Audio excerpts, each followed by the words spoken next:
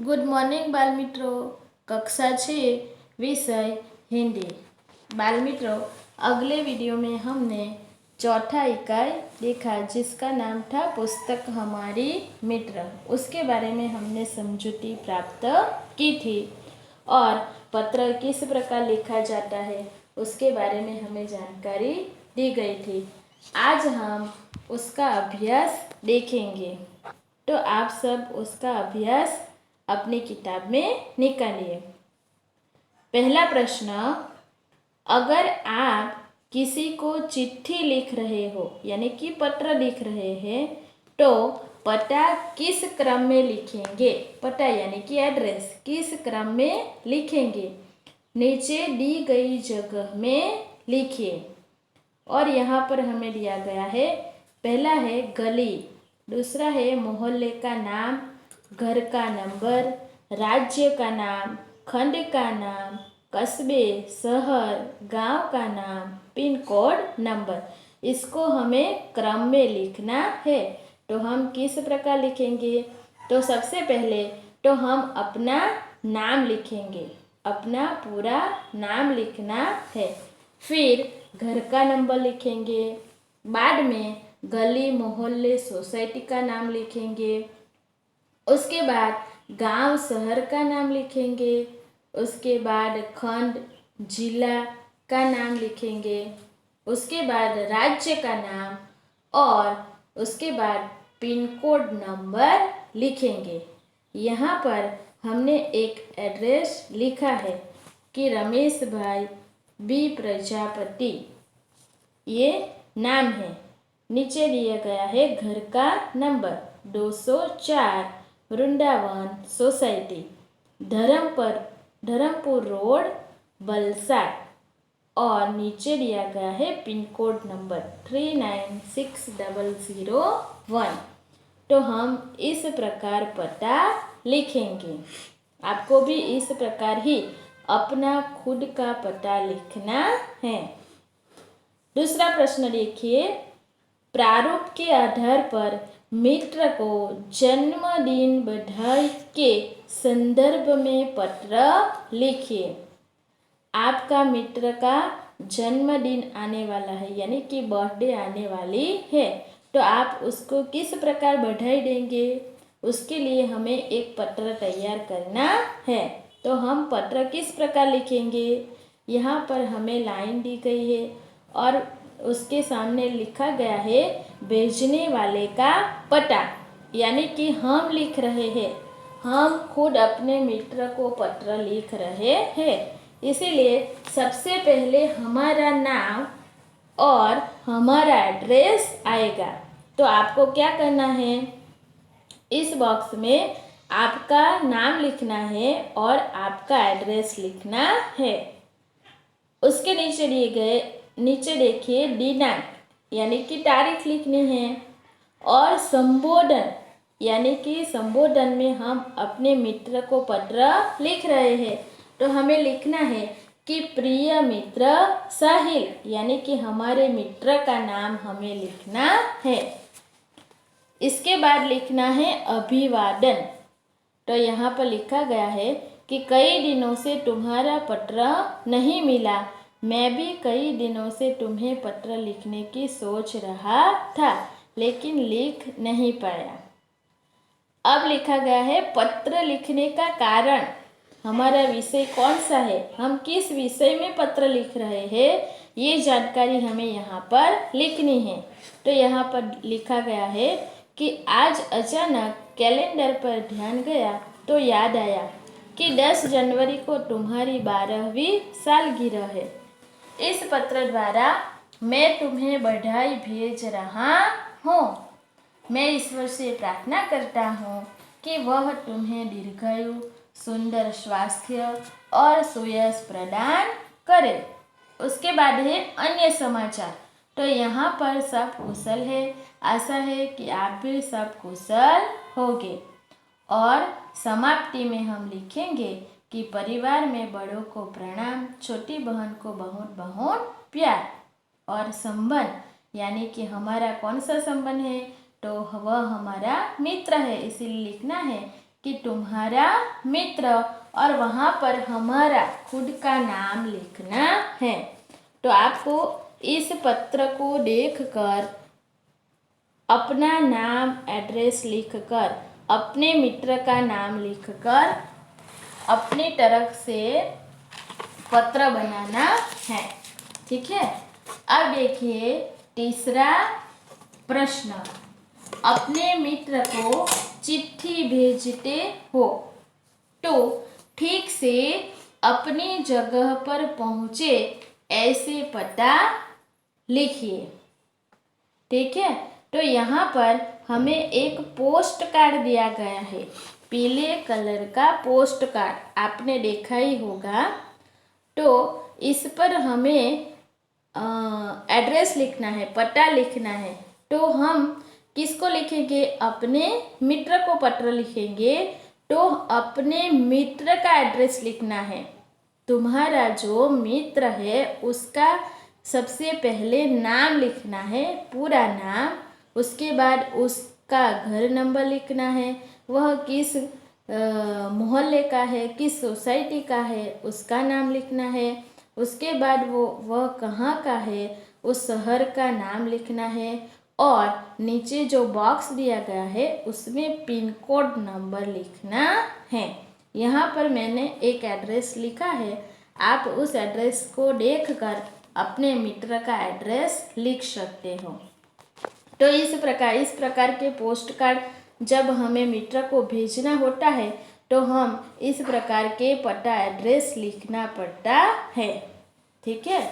अब देखिए चौथा प्रश्न, चित्र देखिए और जानकारी प्राप्त करने के लिए प्रश्न पूछिए। यह प्रश्न का उत्तर आपको अपनी नोटबुक में नहीं लिखना है, मात्र जानकारी प्राप्त करना है। तो हम चित्र में देख सकते हैं, एक लड़का जा रहा है, एक लड़का और लड़की रास्ता क्रॉस कर रही है। एक चित्र में हम देखते हैं तो वहाँ पर लाइन लगी हुई है वाहनों की।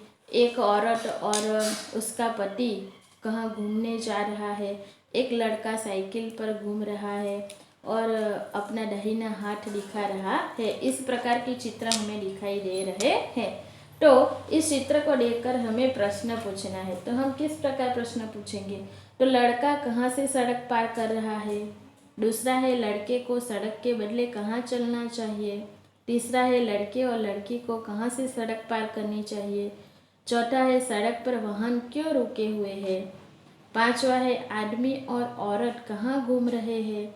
छठा है साइकिल वाला लड़का अपना दाहिना हाथ क्यों दिखा रहा है। मात्र प्रश्न पूछना है, उसका उत्तर नहीं लिखना है।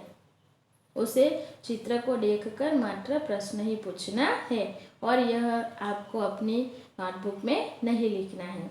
अब देखिए प्रश्न 5वां, निम्नलिखित गद्यांश को ध्यानपूर्वक पढ़िए। यहाँ पर हमें एक परिच्छेद दिया गया है, उसको ध्यानपूर्वक पढ़ना है। हम पढ़ेंगे, आप अंदर देखिए। दुनिया साहसी लोगों के लिए है। कायर हमेशा सोचते हैं और बैठे बैठे सपना देखा करते हैं, पर साहसी विजयी हो जाते हैं। साहस के बिना योग्यता व्यर्थ है। यहाँ पर हमें साहसी लोगों की बात की गई है, जो बहुत मेहनतू है, साहसी है, उसकी बात की गई है। आलसी आदमी तो मन में लड्डू ही खाते हैं, मगर जो कर्मवीर है वे सफलता प्राप्त कर लेते हैं। कायर भय के सामने कांपने लगता है। साहसी का लहू भय को देखकर जोश से भर जाता है। साहस के बिना बड़ा दिलडोल किस काम का। दुनिया का इतिहास साहसी पुरुषों और स्त्रियों की कहानियों से भरा पड़ा है। इस प्रकार यहाँ पर साहस की बात की गई है। अब क्या करना है? अब इस गद्यांश के आधार पर अपने साथियों से पूछने के लिए प्रश्न बनाइए। इस परिच्छेद को हमने पढ़ा, उसमें से हमें प्रश्न बनाने हैं जो हम अपने मित्र से पूछ सकते हैं। तो हम प्रश्न बनाएंगे। पहली लाइन में ही उसका उत्तर भी दिया गया है कि यह दुनिया किन के लिए है, यह दुनिया किन के लिए है। दूसरा है कायर और साहसी में क्या फ़र्क है, अथवा कायर हमेशा क्या सोचते रहते हैं। तीसरा है किसके बिना योग्यता व्यर्थ है। चौथा है किसके बिना बड़ा दिलडोल व्यर्थ है। पांचवा है दुनिया का इतिहास किन की कहानियों से भरा पड़ा है। तो इस प्रकार हम प्रश्न पूछ सकते हैं। आपको इस गद्यांश को लिखना है, परिच्छेद को लिखना है और प्रश्नों के उत्तर भी लिखने हैं। अब देखिए स्वाध्याय। स्वाध्याय का पहला प्रश्न, प्रश्नों के उत्तर लिखिए। पत्र कब और कहाँ से लिखा गया है। हमने अपना इकाई देखा ना, तो उसमें जो पत्र लिखा गया है वह कब लिखा गया है और कहाँ से लिखा गया है, उसमें पता हमें दिया ही गया है। तो हम देख सकते हैं कि पत्र 4 अगस्त 2011 को 195 उमिया नगर सोसाइटी मुंद्रा जिला कच्छ से लिखा गया है। जब हमने इकाई चलाया था तभी हमने आपको बताया था कि पत्र कब और कहाँ से लिखा गया है। ऐसा प्रश्न पूछा जाए तो उसका उत्तर आपको इस प्रकार लिखना है। दूसरा है पत्र किसने किसको लिखा है। पत्र पूजन ने अपने मित्र मनोज को लिखा है। तीसरा पत्र किस विषय के बारे में लिखा गया है, तो पत्र पुस्तकों के महत्व के बारे में लिखा गया है। तो इस प्रकार इस सारे प्रश्न का उत्तर आपको लिखना है। अब देखिए दूसरा प्रश्न, अपने घर कोई पुराना और नया पत्र ढूंढिए और उसे देखकर निम्नलिखित प्रश्नों के उत्तर लिखिए। हमने पोस्ट कार्ड देखा है ना, तो ऐसा पोस्ट कार्ड आपके घर किसी ने लिखा हो, वो नया हो या पुराना हो, किसी भी पोस्ट कार्ड हो या किसी भी पत्र लिखा हो, तो ऐसा आपको मिल जाए तो उसमें आपको देखना है और उससे उस पत्र को पढ़कर आपको नीचे दिए गए जो प्रश्न है उसको लिखना है। हमने आगे देखा ना कि हमारा जो इकाई में जो पत्र था उस पर से प्रश्नों के उत्तर हमने लिखे। तो उसी प्रकार आपको ऐसा कोई पत्र मिल जाए तो उसको देखकर आपको इस प्रश्नों के उत्तर लिखना है कि पत्र किसने लिखा है। तो आपको जो पत्र मिला है उसमें आपको देखना है और उसे पढ़कर लिखना है कि पत्र किसे लिखा है। इस प्रकार तीनों प्रश्नों का उत्तर आपको लिखना है। अब देखिए तीसरा प्रश्न, पत्र भेजने के लिए आमतौर पर पोस्ट कार्ड, अंतर्देशीय पत्र या लिफाफा इस्तेमाल किया जाता है। हम किसी को भी पत्र भेजना चाहते हैं तो हम पोस्ट कार्ड लिख सकते हैं या अंतर्देशीय पत्र लिख सकते हैं या तो लिफाफा, यानी कि हम जो खाकी लिफाफा कहते हैं ना उसका इस्तेमाल करते हैं। डाकघर जाकर इनका मूल्य पता कीजिए। मूल्य यानी कि वह कितने का आता है वह हमें पता करना है। यह भी पता कीजिए कि इनमें क्या अंतर होता है। तो पहला है पोस्ट कार्ड। पोस्ट कार्ड तो हमने देखा ही है, पीले रंग का होता है, वह खुला ही रहता है, इसमें लिखने के लिए अधिक जगह नहीं होती और इसका मूल्य 50 पैसा होता है। वह पोस्ट कार्ड हमें 50 पैसे में मिल जाता है। दूसरा है अंतर्देशीय पत्र। इसे लिखने के बाद 3 ओर से मोड़कर बंद किया जाता है। यह पत्र भी खुला होता है लेकिन लिखने के बाद उसे 3 ओर से मोड़कर बंद कर लिया जाता है और इसका उपयोग केवल अपने देश में ही हो सकता है और इसका मूल्य 2 रुपये 50 पैसा होता है। अब देखिए तीसरा लिफाफा। अलग कागज पर पत्र लिखकर और उसे मोड़कर लिफाफे में रखा जाता है। बाल मित्रों, लिफाफा तो आपने देखा ही होगा। क्या होता है, तो हम एक अलग कागज़ ले सकते हैं और उस पर हम चिट्ठी पत्र लिख सकते हैं और उस कागज़ को बंद करके हम उस खाकी कवर कहते हैं ना, उसे लिफाफा कहते हैं, तो उसके अंदर डाल देते हैं। इसमें पत्र सुरक्षित रहता है। लिफाफे पत्र के अलावा प्रायः बहनें अपने दूर रहने वाले भाइयों को राखी भेजती है। हमारी जो मम्मी है वह अपने भाई दूर रहते हैं तो उस पर राखी भेजती है ना, रक्षाबंधन पर, तो इस प्रकार के लिफाफे यानी कि कवर के अंदर डालकर उस राखी को भेजा जाता है और इसका मूल्य कितना है, 5 रुपये है। अब देखिए प्रश्न चौथा, अपने आसपास की किसी भी घटना का वर्णन करते हुए अपने मित्र को पत्र लिखिए। बाल मित्रों, आपने 2-3 पत्र हमने देखे ही है और अब हम सीख चुके हैं कि पत्र किस प्रकार लिखा जाता है। तो अगर आपके आसपास कोई घटना घटी हो, जैसे कि यहाँ पर हमें एक उदाहरण दिया गया है, नदी में बाढ़ आना, यानी कि वर्षा ऋतु में ज़्यादा बारिश होने के कारण नदी में बाढ़ आई और आपके आसपास सभी जगह पानी ही पानी हो गया हो, तो आप अपने मित्र को पत्र लिख सकते हो। अथवा यह घटना अपने मित्र के यहाँ घटी हो तो आपको उसको आश्वासन के रूप में यह पत्र लिख सकते हैं। अगर उसके सिवा दूसरी कोई घटना हुई हो, अगर शॉर्ट सर्किट के कारण अचानक मकान में आग लग गई हो या किसी भी एक्सीडेंट हुआ हो, ऐसी कोई घटना हुई हो, तो उसके बारे में भी आप अपने मित्र को पत्र लिख सकते हैं। तो यह पत्र आपको खुद लिखना है। अब देखिए, इतना जानिए पैसे वाले लोग, यह नाम हमें याद रखने हैं क्योंकि यहाँ पर हमें गुजराती शब्द के लिए हिंदी शब्द में लिखिए अथवा हिंदी शब्द को गुजराती शब्द में लिखिए, इस प्रकार पूछा जाता है परीक्षा में। इसीलिए यह शब्द, सारे शब्द हिंदी में और गुजराती में हमें याद रखना है। तो पहला है कुजड़ा, उसको गुजराती में क्या कहेंगे, काछियो।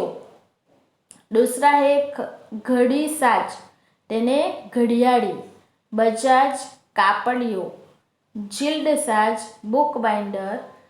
खराडी संघाड़ियो, खटबुना खाटलो भरनार। टमोली टंबोड़ी એટલે કે પાનવાળો। पंसारी घंडी, हलवाई कंडोई, सौदागर व्यापारी। इस शब्द को आपको अपनी नोटबुक में 2 बार लिखना है, 2 बार लिखना है। अब देखिए नीचे हमें भारतीय डाक दिखाई देता है। दूसरा है डाक बॉक्स। दूसरा चित्र कौन सा है, डाक बॉक्स। यह चित्र हमें याद रखना है। तीसरा है मोबाइल फ़ोन का उपयोग निषिद्ध करता है। तीसरा जो चित्र है वह मोबाइल फ़ोन का उपयोग निषिद्ध सूचित करता है और चौथा जो चित्र है वह कार का जाना मना सूचित करता है। अब आगे देखिए 23वें पाने ऊपर भाषा सज्जता क्या दिया गया है, भाषा सज्जता। यहाँ पर हमें भाषा सज्जता में कुछ चित्र दिखाई दे रहा है। वहाँ पर बगीचे का चित्र है और बगीचे के चित्र में हम देख सकते हैं तो बच्चे झूला झूल रहे हैं, एक लड़की दौड़ रही है, एक परिवार के लोग बातचीत कर रहे हैं, माली फूल छोड़ को पानी दे रहे हैं, पौधों को पानी दे रहा है। यानी कि उस बगीचे में सब लोग अपनी अपनी क्रिया कर रहे हैं। क्या कर रहे हैं, क्रिया कर रहे हैं। और हमें यही सीखना है कि क्रिया किसे कहते हैं, क्रिया किसे कहते हैं, यही हमें सीखना है। तो आप सब अपने किताब में देखिए, यह एक उद्यान है, उद्यान यानी कि बगीचा। बच्चे झूला झूल रहे हैं, बच्चे क्या कर रहे हैं? तो झूला झूल रहे हैं। झूला झूलने की क्रिया यहाँ पर हो रही है। माली पौधों को पानी दे रहा है। माली कौन सी क्रिया कर रहा है? तो पौधों को पानी देने की क्रिया कर रहा है। कुछ व्यक्ति आपस में बातचीत कर रहे हैं। कुछ व्यक्ति क्या कर रहे हैं? तो आपस में बातचीत कर रहे हैं, यानी कि बातचीत करना यह उसकी क्रिया हुई। बच्ची दौड़ रही है। बच्ची क्या कर रही है? तो दौड़ रही है। वह दौड़ने की क्रिया कर रही है। इन वाक्यों में कहीं कुछ कार्य हो रहा है, यानी कि सभी वाक्यों में हम देख रहे हैं तो कोई न कोई कार्य हो रहा है। जो पद किसी कार्य करने या होने का बोध करवाए, क्या कहा गया है कि जो पद किसी कार्य के करने या होने का बोध कराए वह क्या कहलाता है? क्रिया कहलाता है। जैसे कि लिखना, पढ़ना, चलना, दौड़ना, खाना, पीना, खेलना, देखना आदि सब क्रियाएं हैं। लिखने की क्रिया, पढ़ने की क्रिया, चलने की क्रिया, दौड़ने की, ये सब क्रियाएं हैं। आप जो क्रियाएं करते हैं उनकी सूची बनाइए। आप दिवस दरमियान जो भी कार्य करते हैं, क्रियाएं करते हैं, उनकी सूची बनानी है। यहाँ पर मैंने कुछ वाक्य लिखा है, उसको आपको पढ़ना है और उसमें से क्रिया ढूंढना है। ठीक है। पहला है रमेश खेलता है। तो रमेश क्या करता है? खेलता है, यानी कि खेलने की क्रिया करता है। दूसरा है मछली तैरती है। मछली क्या करती है? तैरती है, यानी कि तैरने की क्रिया हुई। कबूतर उड़ता है, यानी कि उड़ने की क्रिया करता है। कुत्ता भौंकता है, भौंकने की क्रिया हुई। और बंदर कूदता है, तो कूदने की क्रिया हुई। तो इन सभी वाक्यों में खेलना, कूदना, तैरना, दौड़ना, भौंकना ये पद क्रियाएं हैं। तो बाल मित्रों, आपको समझ में आ गया होगा कि क्रिया किसे कहते हैं। हम किसी भी कार्य करते हैं या करने या होने का बोध करवाते हैं, उसे क्रिया कहते हैं। तो अगर आपको परीक्षा में ऐसा पूछा जाए कि इस वाक्य में से क्रिया ढूंढिए, तो आपको इस प्रकार लिखना है। तो यहाँ पर हमारा चौथा इकाई पूर्ण होता है। जो भी प्रश्न आपको लिखना है वो आपको अपनी नोटबुक में अच्छी अक्षरों से लिखना है और भाषा सज्जता भी लिखनी है। और इसके लिए जो उदाहरण मैंने बताए हैं वो उदाहरण भी आपको लिखना है।